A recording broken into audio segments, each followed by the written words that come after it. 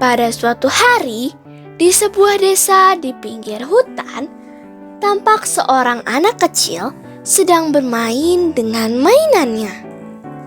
Tiba-tiba, seekor monyet berlari ke arah anak itu. Monyet menarik tangan anak itu dan membawanya pergi.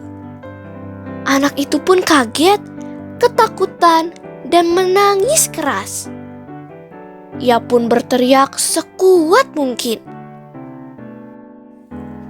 Lalu ibunya yang berada di dalam rumah bergegas keluar. Saat tiba di luar, ia melihat seekor monyet membawa anaknya entah kemana. Sang ibu pun bergegas mengejar monyet itu dengan penuh rasa cemas. Setelah berlari beberapa waktu, sang ibu pun menemukan anaknya dalam keadaan yang selamat, duduk di antara rumput-rumput sambil terus menangis.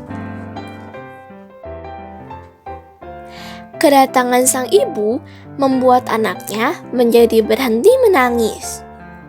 Setelah beristirahat sejenak, ibu dan anaknya pun kembali ke rumah mereka.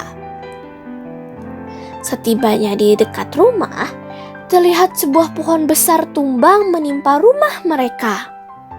Mereka sangatlah kaget dan sedih.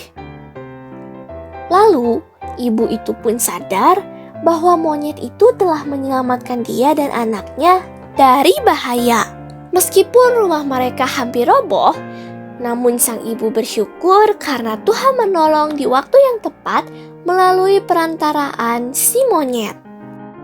Ibu ini memang seorang yang baik hati.